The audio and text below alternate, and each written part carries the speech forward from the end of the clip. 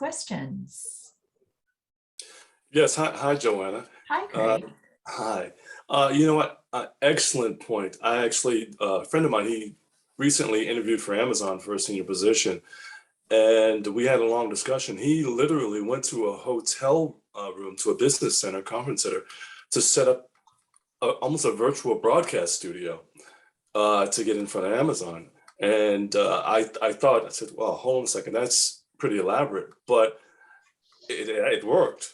So I guess one of the challenges is being this organization, we're over 40, is developing your personal brand, but I'm going to use the A word, but combating ageism in your personal brand without, as you mentioned, being covert in your dealings. So how would you say, like, I don't like using backgrounds, but that's just my personal preference.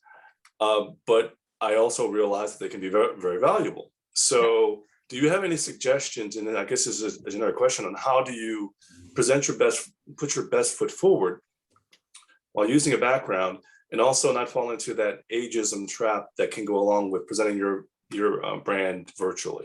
Yeah, absolutely. So let's talk about the setting and backgrounds piece for a moment. So when Milry and team and I talked about presenting today, I presumed I would be presenting from my office. I'm presenting from one of my offices, AKA what used to be my guest room before the pandemic and is now my home office. And the reason I'm presenting from here is because slightly unexpectedly, I am moving my office on Friday, and it's full of boxes. Everything is a mess. And I thought, could there be a delicious irony in presenting this program from an office that looked like it exploded? And then I decided, no, I'm not going to do that because it's too confusing for people. So this comes down to planning, not at the level of complexity that your friend did. That sounds like a really high stakes interview where he made an excellent choice. But think forward, where am I going to be to take this meeting? Where should I be? How can I control that environment as much as possible? Virtual backgrounds, I'm loving this because I'm watching people on the call today make tweaks as we go through. Some people have changed their backgrounds. Yes, Maria, may I highlight what you did there, please? Absolutely. Thank you. So I love the background that Maria has up right now. I also love Jeffrey's background. So let's do a sort of compare and contrast here.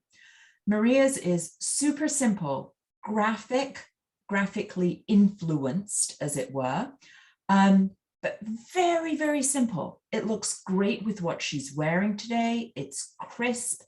It is obviously a background.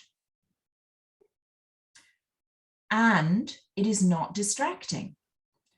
Sometimes people choose obvious backgrounds where, and I started to say this with Jeffrey, you stop looking at them and you start looking at the background. That's not what's happening here. It looks very sort of newsreader-ish. It's serious, it's commanding, but it still allows Maria to be the focus in that box.